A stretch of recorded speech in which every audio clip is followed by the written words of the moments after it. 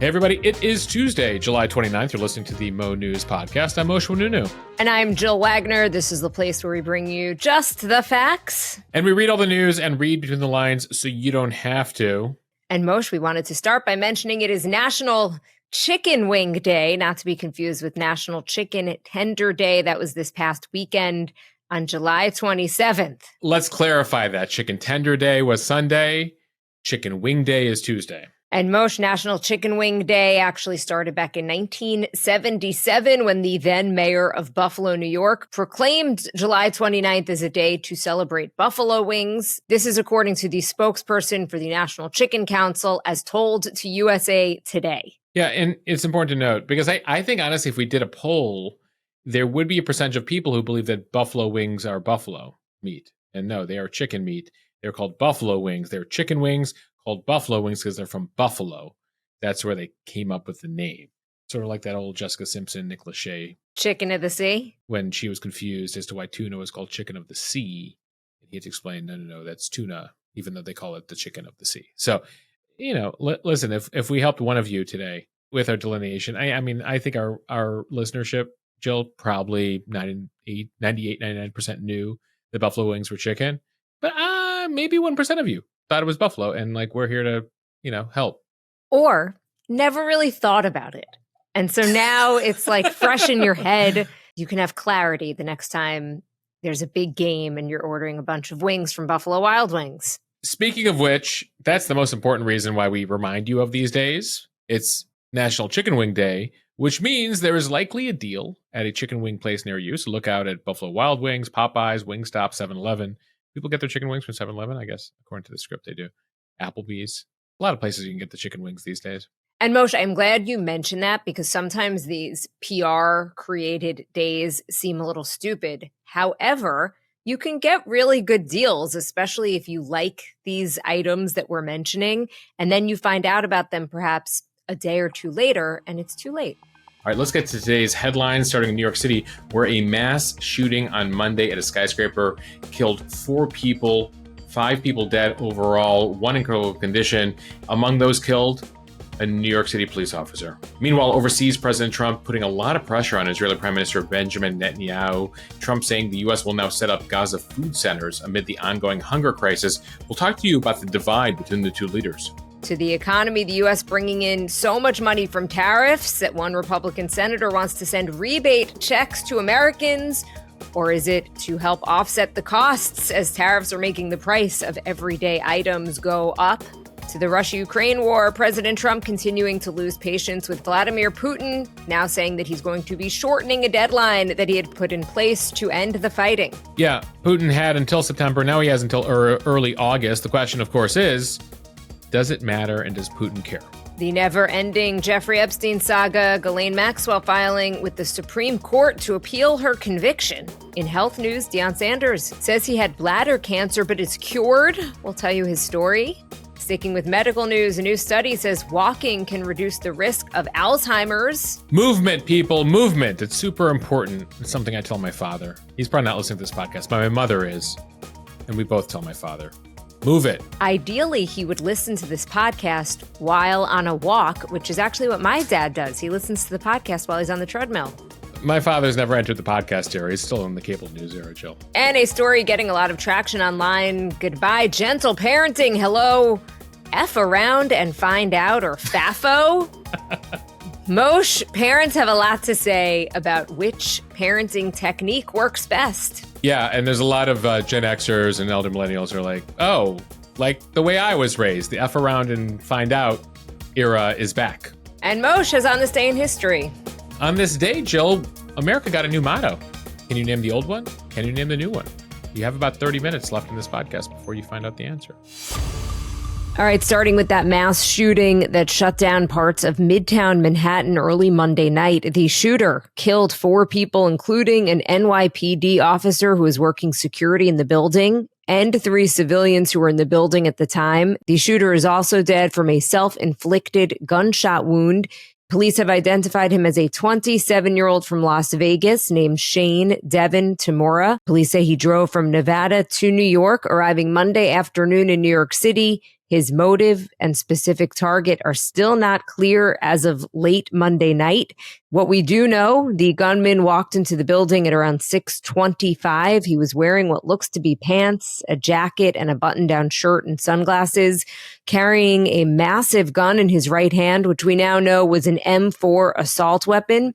In the pictures released, you could see the alleged shooter making no effort to hide the gun, brazenly walking into that high-rise building in Manhattan in the daylight. The building on Park Avenue and 52nd houses offices for the NFL, the financial giant Blackstone, the accounting firm KPMG, and so many other companies. The police commissioner said Tamura walked into the building and started to open fire and then went straight up to the 33rd floor. Incredible details, Moshe, from the mayor and the police commissioner at their press conference late Monday night. Yeah, a very somber press conference there on Monday night at the hospital as they were still getting in details. I happened to pass by there over on First Avenue on Monday night, New York Presbyterian Hospital, where the police had gathered, where reporters had gathered to try to learn new details here.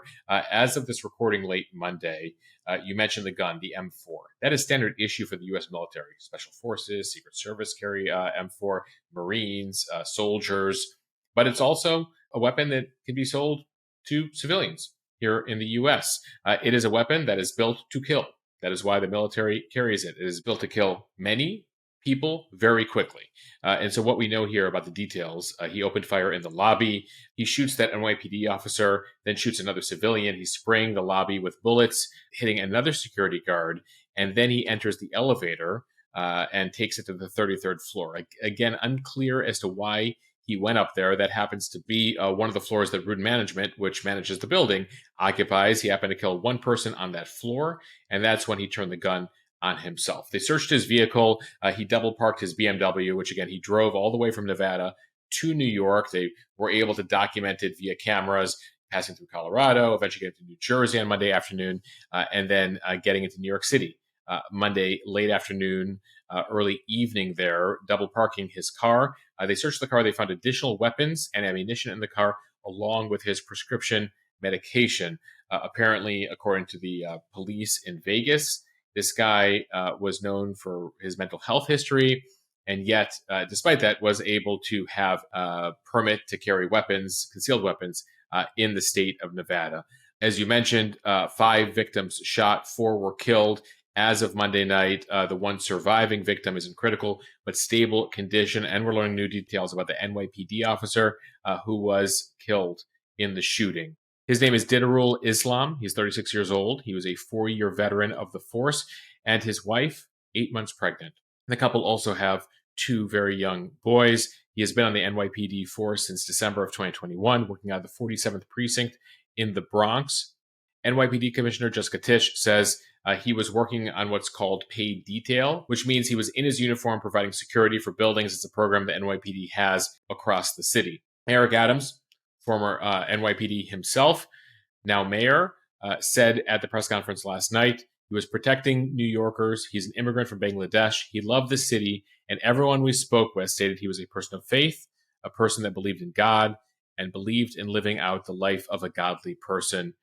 Just tragic details, Jill, and we still are waiting the names of the other victims and trying to make sense of this tragedy. But in a city like New York, a city of 9 million, this is very rare, despite the various impressions people might have, to have this sort of situation play out where it did in Midtown Manhattan, in the heart of the city. Yeah, I used to live about a block away from there, but that is actually a business district, and it was not so late. It was just about 6:30 in the evening, so many people still at work. There are pictures emerging in one of the offices of people just barricading the door shut as they were hearing gunshots.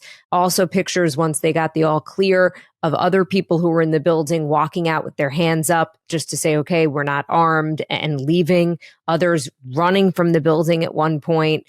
It is notable, the police commissioner mentioned that this gunman, he went to the elevator bank, he called the elevator, and as it came down, there was a passenger in there. It was a female, and the gunman let her leave. He did not injure her, got into the elevator, and then went up to the 33rd floor. Right, and that's when he proceeded to kill somebody and then take his own life. Again, it's hard to make sense of this. It's not even clear how much of a connection he had to the building. And that's what they're going to have to try to figure out here in the coming days, getting a sense if he talked to anyone about this or wrote anything down about what his plan was as he drove thousands of miles across the country in order to, it appears, conduct this attack and then take his own life. We will have updates all day long on the Instagram feed as we learn more. All right, Jill, we're going to transition now to the latest on that hunger crisis over in Gaza. The UN says 14 people have died in the last 24 hours in the ongoing starvation and malnutrition crisis in Gaza. He is warning that the coming days are going to be make or break for humanitarian efforts in the area. And it comes as aid is slowly trickling in. Israel has started to halt daily military operations for 10 hours a day from 10 a.m. to 8 p.m. in 3 parts of Gaza: Al-Mawasi, Deir al-Balah, and Gaza City. The goal is to let the UN and other aid groups get into these population centers safely and deliver food and other aid. The UN World Food Program, the WFP, now saying that enough food is in or on its way to the region to feed the entire population of 2.1 million people for almost 3 months. And it comes as President Trump on Monday said the U.S. will be setting up food centers in Gaza, acknowledging that Israel has a lot of responsibility for limiting aid to the region. Here's the president on Monday. The United States will be helping with the food.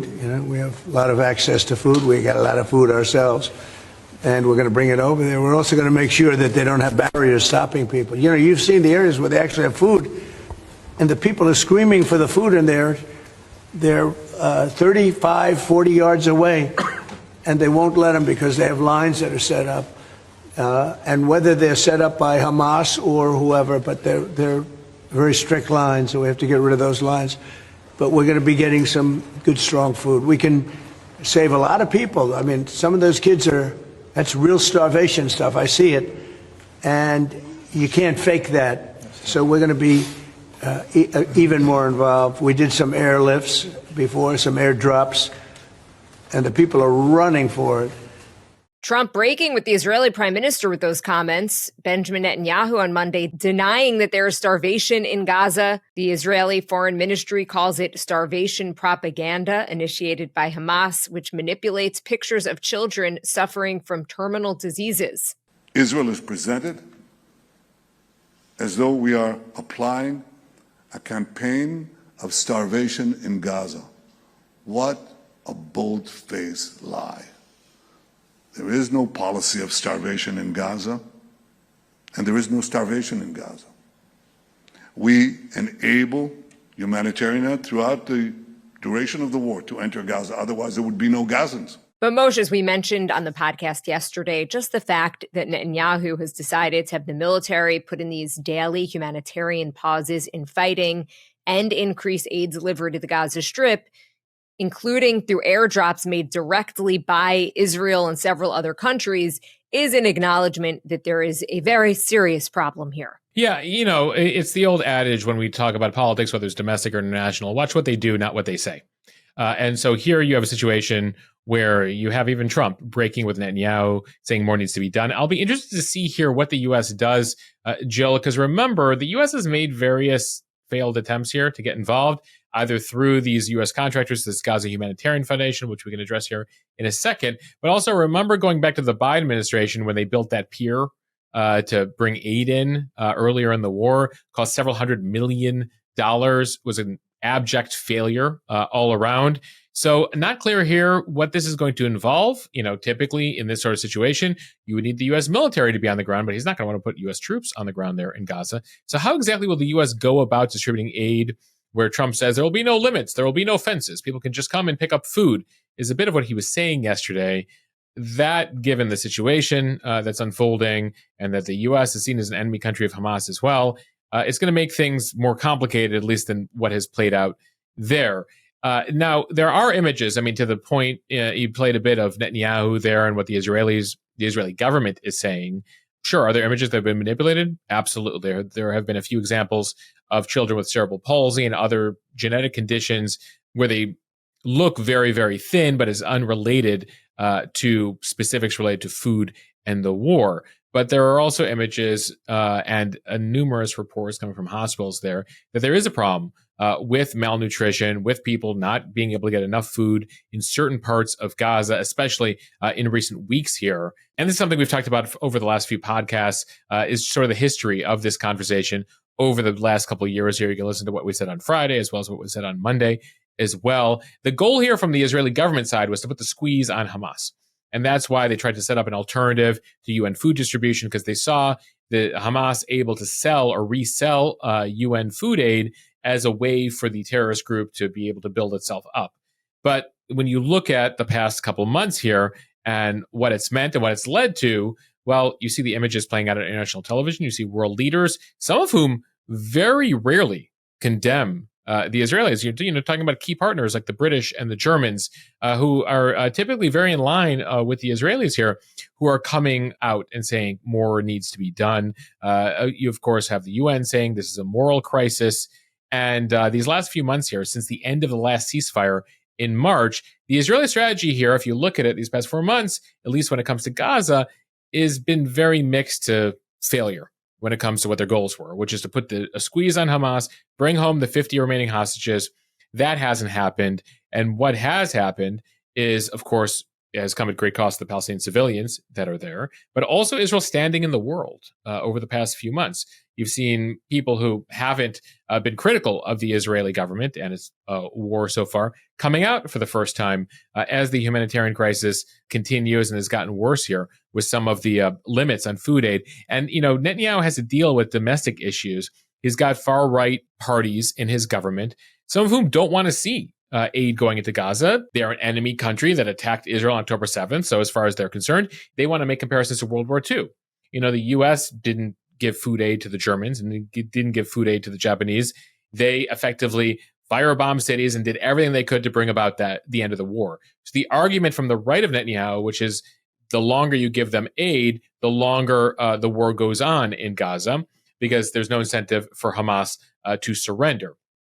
But you do see now, again, international pressure getting to Netanyahu. So even with, again, what we played there, the audio of him, you do see the Israelis essentially acknowledging that whatever they were doing or attempting here has not been effective and has only made things worse, particularly for a number of civilians in Gaza. Right. If the goal was to cut back on aid and thereby weaken Hamas, whatever the strategy is, has actually done the opposite. Right. And if you look at some of the other metrics the Israelis typically use, they killed the latest leader of Hamas in Gaza, Mohammed Sinwar, the brother of the former leader, in the past couple of months.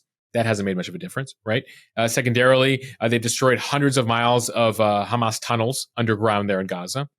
How much has that made a difference? I mean, you still see Israelis on a daily basis. A couple soldiers are being killed every day in Gaza by what's left of the Hamas fighters in Gaza. So ultimately here, again, they're going to have to hit the reset. They are hitting the reset button.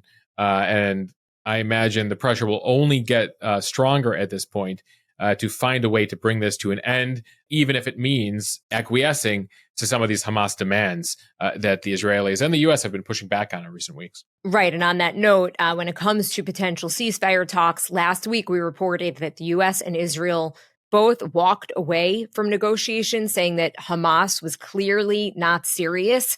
Some analysts saying, again, that one perhaps unintended consequence of more countries putting pressure on Israel is that it makes Hamas less likely to want to make a deal, thinking, hey, let's ride this out. One of their conditions has always been that the UN needs to be in charge of distributing aid.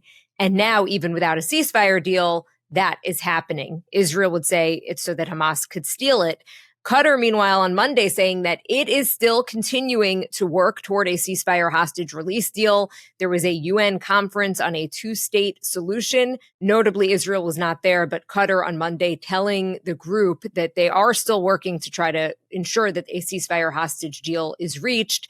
Roughly 50 Israeli hostages are still in Gaza. It's believed about 20 are still alive. Yeah, the Israeli demand has been Hamas give up the hostages. That has not been the case. And so here we are 22 months in as that demand continues. And whatever Hamas has been demanding in return for those hostages was considered a non-starter by the Israelis. So we'll see what unfolds here. But it appears the pressure to bring this war to an end only getting stronger. Now to the economy as we talk about tariffs here in the U.S. One headline that caught our attention, Missouri Republican Senator Josh Hawley introducing legislation on Monday to provide tariff rebate checks of at least $600 per adult and child to American families. So think of this like the stimulus checks that the government sent out during the COVID pandemic. Hawley had pledged that he was going to do this after President Trump told reporters that he would be interested in sending tariff-related rebate checks to Americans. Now, the tariffs are bringing in a lot of money to the United States. The Treasury Department reported earlier this month that customs duties totaled about $27 billion for June. That is an increase of about $4 billion from May. The Tax Foundation, which is an independent group, projected that the tariffs will raise about $2.5 trillion in revenue over the next decade. But given the expected price increases that tariffs will bring, it would effectively increase taxes on the average U.S. household by about $1,300 this year and about $1,700 next year. That is, if the tariffs remain in full effect. Yeah, there's no sign they're going away here. There's effectively a 10% tariff globally. They call it a tax because effectively it is a consumption tax, right? If you buy something from a foreign country that has a 10% tariff on it, you may see up to a 10% increase in the price there. So hence a consumption tax, as some conservatives, as Republicans, describe them. So the EU plan that we talked about yesterday, we'll see if that goes through. The European countries have to approve of that deal, but that's effectively a 15% tariff on all European goods. There are some exceptions. And then again, most of the world with 10%, a number of other countries we're negotiating with, living in that 10 to 20% region as well. And so what Hawley's been one of those people who's been saying, more needs to go back to the consumer because my constituents in Missouri, among others across the country, will be feeling the pinch here. Now, this idea of a tariff dividend, not altogether different from stuff we were talking about earlier this year, the Doge dividend. Remember early on when Elon Musk and company were talking about, we're going to cut $2 trillion in annual spending. We're going to have a Doge dividend. We're going to cut so much, we're going to give back some to you, the consumer. Well, it turns out the $2 trillion they promised was closer to about $100 billion-ish. What's a few zeros amongst friends, Moshe? It's from billion to trillion, Jill. But ultimately, when you try to split that up among 330 million Americans, it's a few cents for all of us. And remember, one of the goals with all these cuts, including the tariffs, is to pay down our debt. And so ultimately, our debt's at 37 trillion, going up to $40 trillion. So even with these tariffs bringing in $2.5 trillion over the next decade, that's still a small piece of the pie.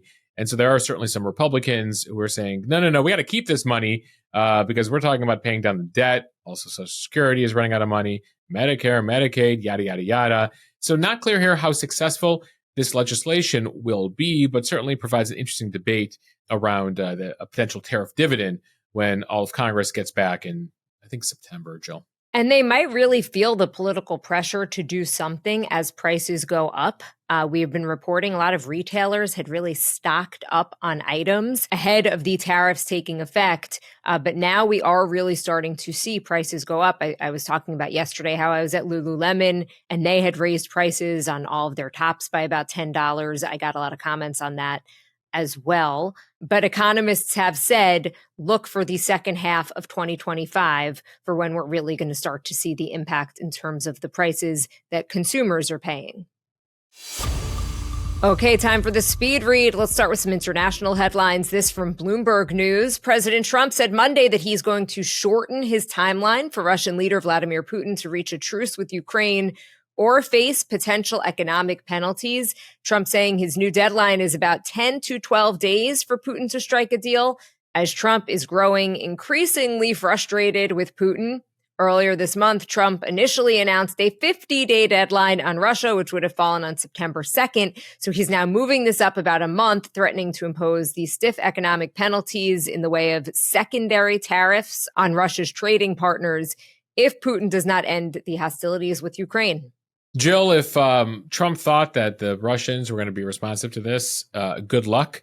A bunch of people around Putin are putting out statements dismissing Trump here, one advisor to Putin saying, we didn't count on Trump just as we didn't count on Biden. We count on ourselves. You also had Dmitry Medvedev. He's known for some incendiary comments on social media as a former prime minister of Russia, sits on Russia's Security Council, saying Trump's playing the ultimatum game with Russia, 50 days or 10. He should remember two things. One, Russia's not Israel. It's not Iran. Each new ultimatum is a threat and a step towards war, not between Russia and Ukraine, but with his own country. Don't go down the Sleepy Joe road. So that's Medvedev speaking there. Now, the big question we all have is, will Trump be good on his word? Because it does not appear Russia is going to make good on this ultimatum or be responsive to it in any way, shape, or form. So he's talking about 100% tariffs on Russian goods. Now, keep in mind, one of the reasons Russia doesn't really care, we've cut most of our trade with Russia. We're down to just a couple $2 billion a year in trade with Russia. But also part of Trump's threat were these secondary tariffs on countries that do business with Russia. Who are the countries that do the most business with Russia? China and India. Well, we're negotiating with China and India right now on numerous fronts, including tariffs in trade. So essentially, Russia's calling our bluff, being like, you guys are going to put sanctions on China over us? We don't think so. We think you have other issues to deal with when it comes to China. Now, who's complimentary of this threat? Well, the Ukrainians. They drew the ire of Trump during the first few months of the year. Remember that infamous meeting in the Oval Office? So Zelensky and company were like, rah, rah, Trump yesterday. We very much like what you're saying about Vladimir Putin, and sort of, thanks for joining the party. That's what we've been saying about Putin for a while. So we're going to watch here. Trump is known for his like, in 2 weeks, like we could put together a montage of like Trump saying, you have 2 weeks to do this. Now, in this case, 10 to 12 days. We'll see what comes of it. That'll bring us till the end of next week. Although the last time that people thought that Trump was bluffing about a 2-week deadline, he did bomb the nuclear facilities in Iran.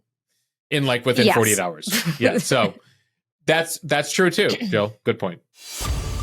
All right, the latest on the Jeffrey Epstein case. This from Axios. Ghislaine Maxwell pressed ahead with an appeal to the Supreme Court on Monday. She's looking to overturn her conviction on the grounds that she was unlawfully prosecuted for sex trafficking minors with Jeffrey Epstein.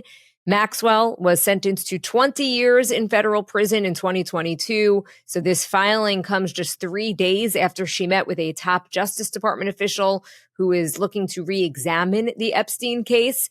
The Trump administration has been facing weeks of backlash after reneging on promises to release all files related to Jeffrey Epstein. And that backlash, not just from Democrats, it is from Republicans, from MAGA Republicans. MAGA activists have suggested that Maxwell, who is a British former socialite, could be the key to exposing some new information about the alleged elite pedophile ring at the heart of the Epstein conspiracy theories.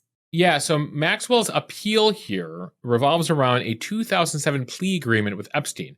Remember, the Epstein saga lasted for a very long time. There were allegations and charges against him in the mid-2000s, and he came to this plea deal. And as part of this plea deal, this sweetheart deal in Florida, they agreed that, this is the U.S. here, the U.S. government agreed that it will not institute any criminal charges against any potential co-conspirators of Epstein, including but not limited to 4 other suspects. Now, Maxwell was not listed as one of those suspects, but her lawyers argue she didn't need to be, since the language says not limited to.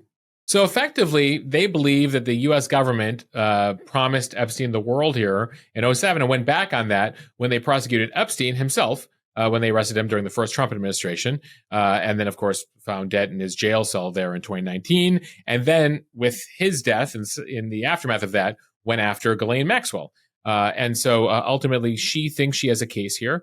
Interestingly, Jill, just as you look at how intertwined everything is, the U.S. attorney who struck that deal in Florida, Alex Acosta, he would go on to be a cabinet secretary for Trump in his first term. So there's a lot of intrigue here, a lot of allegations back and forth.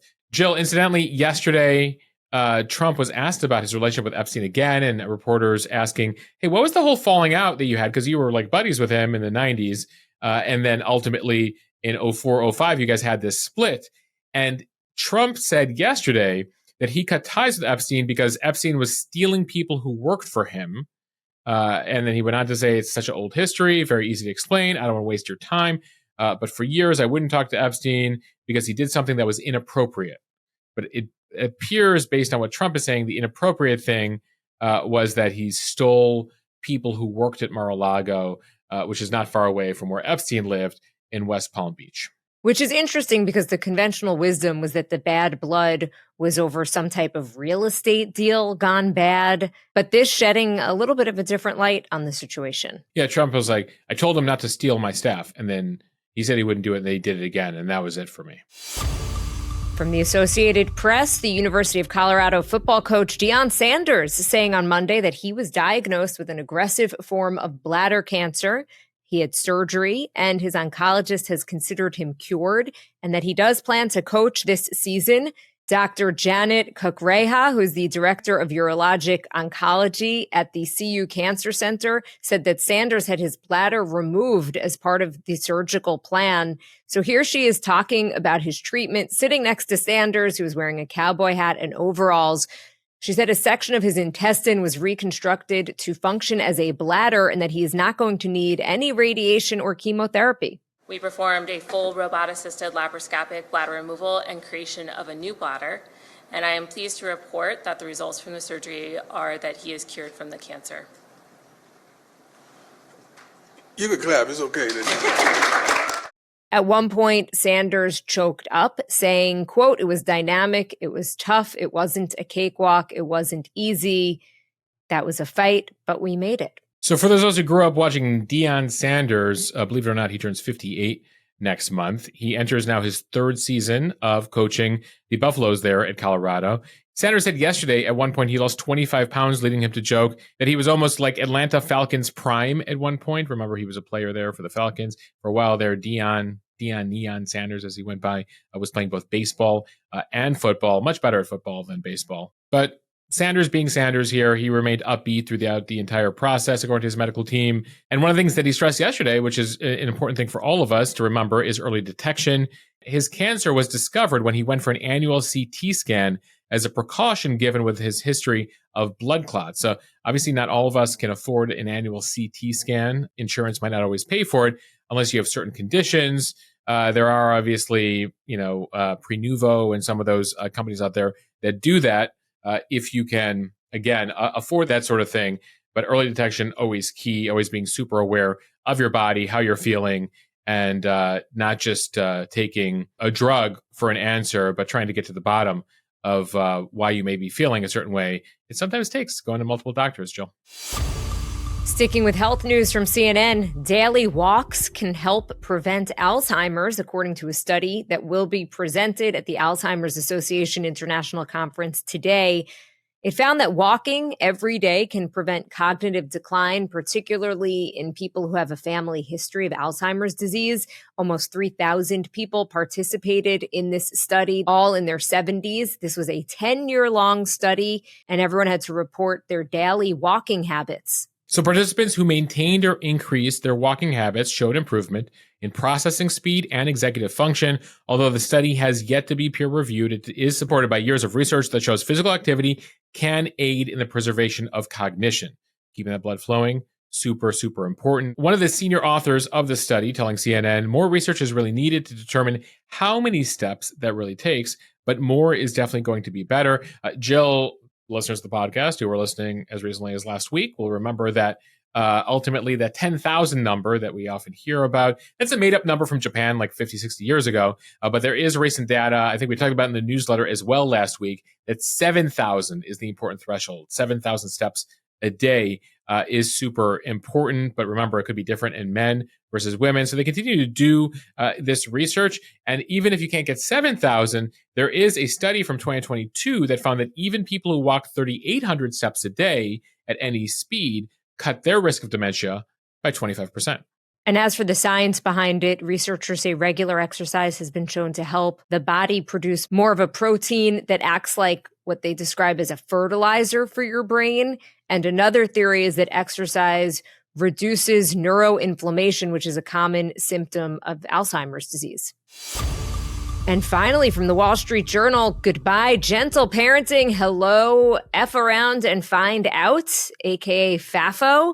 Parents ditching the softer approach to child rearing that has dominated the culture, and now they're taking a harder line. So FAFO, as it is called, is a child rearing style that elevates consequences over the gentle parenting methods that really helped shape Gen Z. FAFO is based on the idea that parents can ask and warn, but if a child breaks rules, mom and dad are not going to stand in the way of repercussions. So if you don't bring your raincoat, walk home in the downpour. You didn't feel like having lasagna for dinner, don't eat, survive until breakfast. Now that is compared to parenting that is light on discipline, which has been dominating the culture in recent decades. But critics blame the gentle parenting approach for some of Gen Z's problems in adulthood. Jill, a lot of chatter on this over on our Mo News Premium thread over the weekend where we first posted it. I know you posted it as well on your feed. There have been a number of surveys out there showing young adults struggle with workplace relationships, and they're not clear as to whether it was because their parents never told them no. Also suffering from depression, anxiety, because in many cases, what's also referred to as referee parenting, parents got involved with every one of their issues. You know, I've heard from college professors, Jill, who have parents calling them about, issues that their kids are having. And the college professors are like, your child is 21 years old. Like, what are you doing? Like, I'm going to deal with them. If they need an extension on their exam or final, or like, they should talk to me because they're, 21 years old. But this is an issue that you're seeing in high school. I mean, I know some parents who are like, once my kid is in, elementary school, like they're on their own here, or middle school, but in some cases, some parents not so much. And it is interesting that this is getting this new title, because I heard from some therapists and psychologists who are like, we call this natural consequences parenting. Of course, it's probably more fun to call it the F around and find out. Much more fun. I mean, doesn't even compare. Like you forgot your raincoat, you're gonna get soaked. You forgot to bring your lunch to school. Figure it out. I'm not gonna deliver it to you. Not my problem. And so, I heard from a number of people who are like, yep, that's how I was raised, from my like boomer parents. Like they also just didn't have time. Like they didn't spend as much time with me. I had to figure it out on my own because otherwise I would have starved, right? I had to figure out how to cook myself a meal in the kitchen. I had to figure out if the refrigerator was empty, how to get to the grocery store on my bicycle and go pick something up, right? And so ultimately here, you do see interesting debate happening online. There are a number of people who are saying the era of the participation trophy is over. There are others, Dr. Becky, she's a follower of Mo News. We're hoping to do something with her soon. Her full name, Becky Kennedy. She goes by Dr. Becky. She opposes the F around and find out authoritative methods, saying there's just a very old idea that somehow feelings get kind of equated with raising snowflakes, like feelings are weak. She says, no, like you need to acknowledge feelings. There's some sort of middle ground here. And so are some gentle parenting advocates who have pushed back and said, no, you guys are getting gentle parenting wrong. The people who are raising a bunch of snowflakes and intervening constantly, those are the helicopter parents or the referee parents or whatever you want to call those. They're not effectively utilizing gentle parenting, because even gentle parenting, while acknowledging kids' feelings, there still need to be consequences for actions. I guess I shouldn't have been surprised at the reaction to this story. As you mentioned, I posted this story on my Instagram account, and then I just took a very unofficial poll asking people what their parenting style is. So I did gentle parenting, FAFO, or a combination. FAFO, 27%, a combination, 69%, and only 4% would admit to gentle parenting.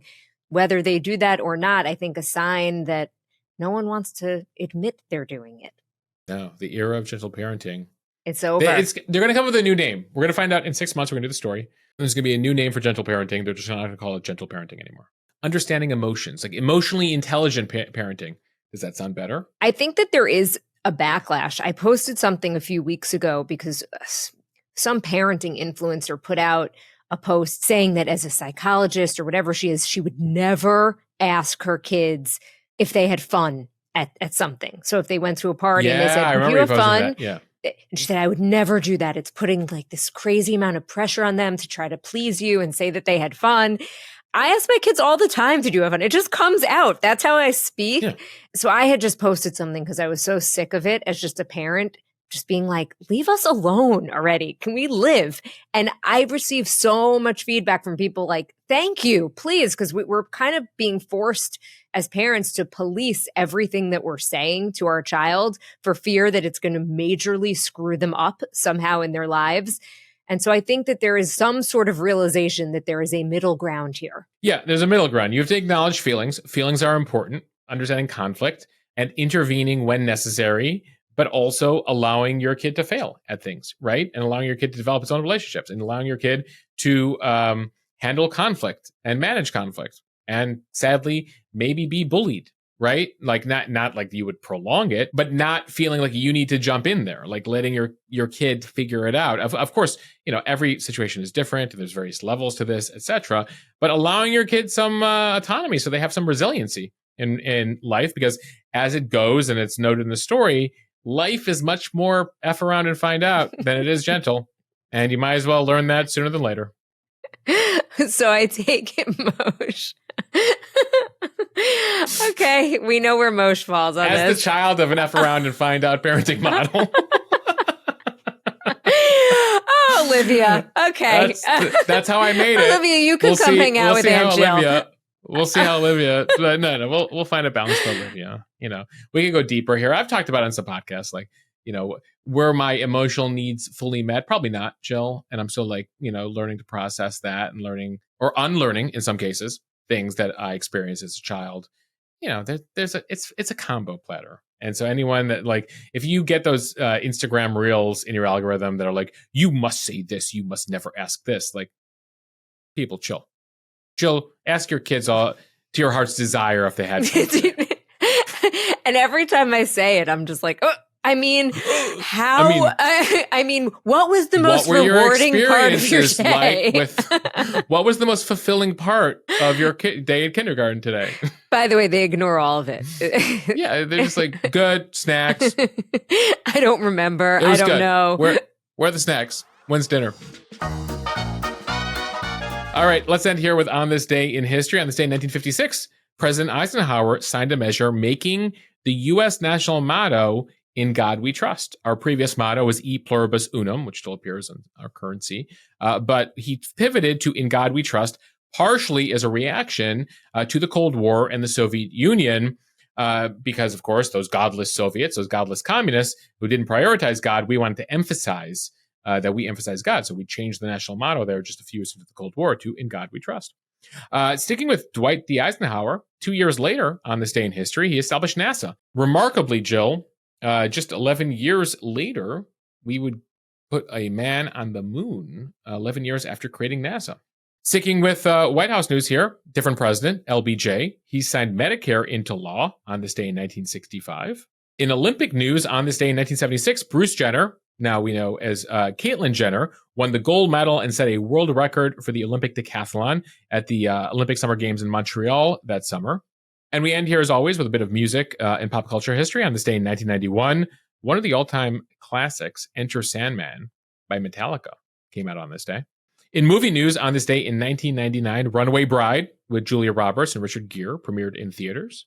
And it's July, but we can't not talk about May. On this day in 2000, it's going to be May. You can't even say it. You can't say it's going to be me. It's not. It's going to be me. It's going to be May. By NSYNC reached number one on the Billboard charts on this day in 2000. Right, and fast forward 25 years, and come April century, 30th, yes. Everybody's posting this meme. It's gonna be May. I think it has a few years left in it, because this is the thing, Jill. Gen Z don't care, so it's on millennials on up to still continue the tradition of the "It's gonna be May" meme, because anyone under the age of 30 don't care. I'm up for it. Yeah, no, I think I'm going to keep it it's going. It's a responsibility we carry with pride. It is a rite of passage every spring. Unfollow us if you must.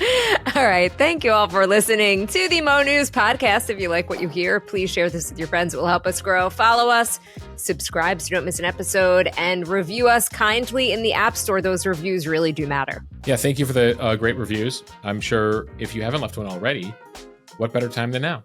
Stop the car, pull over to the side of the road, go figure out where you're going to get chicken wings for lunch or dinner, and leave us a review in the Apple podcast store. Thank you, guys. See you tomorrow. Thanks for listening to the Mo News podcast.